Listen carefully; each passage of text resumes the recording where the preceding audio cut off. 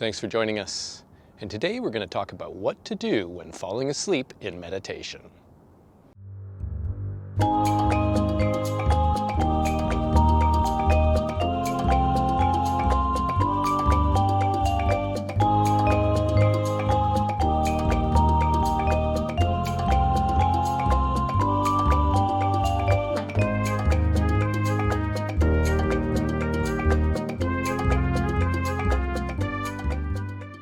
So it is a common experience for many that when doing meditation, you can fall asleep.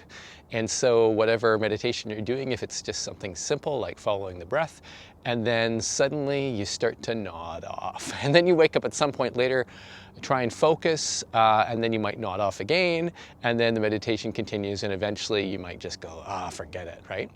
So falling asleep in meditation is fairly common, and part of the reason for falling asleep in meditation might be that you are not getting enough sleep in general. So first thing, make sure you get enough sleep. If you are getting up very early to meditate and taking away some of the time that you would be naturally sleeping, you might want to think about different approaches to doing your meditation that will allow you to get enough sleep. So definitely need sleep. Sleep is great, rejuvenating the body, right, on all levels. And for most people, kind of the 8 hours is normal. Some people can get away with less, but there are some yogis who I get away with 4 hours or 5 hours of sleep a night, and then I meditate for 3 hours. I don't think that they're getting enough sleep. So, and I have been around people who have been long-term meditators, and they, within 15 or 20 minutes, are nodding off in their meditation. So, more nodding on and off in your meditation doesn't make your meditation better. So get enough sleep. That is my advice. Second thing I'd say about meditation is make sure that you don't meditate too soon after eating. And this can actually be connected with the first problem, which is falling asleep during meditation. So if you've ever been meditating after lunch, often it can be very hard to stay focused. Your body is using its energy to digest food.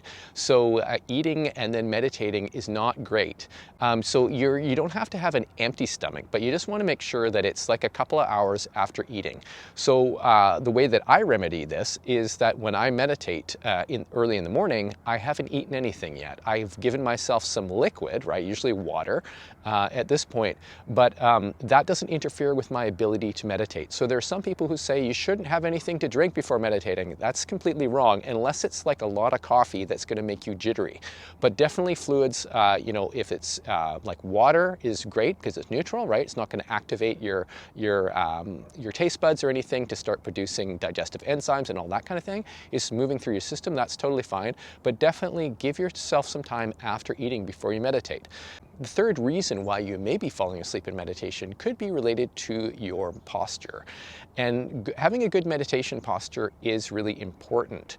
Now, if you're just sitting and you're leaning back against a chair or on a couch or lying on the ground, these are not really good because there's a tendency for your body to over-relax, right? So especially having poor posture as well can impede your ability to breathe. So if you're sitting in meditation, you want to be sitting in a position where you're comfortable and your spine is aligned, right? It needs to be a neutral spine. You don't want to be sitting ramrod straight, right? Some people pull back the shoulders, a arch in your lower back, drawing the bow, this kind of thing, as if it's a martial arts position. It is not. This is not a neutral spine. What you want to do is to relax your shoulders. You want to have a neutral alignment. And one of the easiest ways to get a neutral alignment in your spine is to ensure that your knees are lower than your hips. Your knees being lower than your hips means that you could actually sit on a surface with your knees below your hips, and then you can keep your spine aligned yourself without lumbar back support, right? Knees are lower than the hips. I will sit on a chair, but just want to make sure the knees are lower than the hips. So it creates this neutral spine. The neutral spine is the most important thing because then that means that you are holding your body upright in a natural position that is designed for your spine. Now, if you have some kind of back issues and so on, you might not be able to sit like that, and in which case you can have a little lumbar back support, but you want to make sure that it's really no higher than your sacrum, right, or very lower back. You do not want anything that you're resting on to be mid-back or higher. It will impede your ability to breathe, and it will have a tendency to make you over-relaxed and you can fall asleep. So definitely having a good position is really essential to meditation. So the fourth thing that I would suggest to help you deal with falling asleep in meditation is to do pranayama. Now, what is pranayama? It's sometimes just sort of translated as like breathing, some kind of breathing technique in meditation, right? It actually, pranayama means life force control or direction, and what it is the using your breath in an intentional way. And at Modern Kriya, our website modernkriya.com, we teach Kriya Yoga, and a derivative of Kriya Yoga is heart rate variability resonance breathing.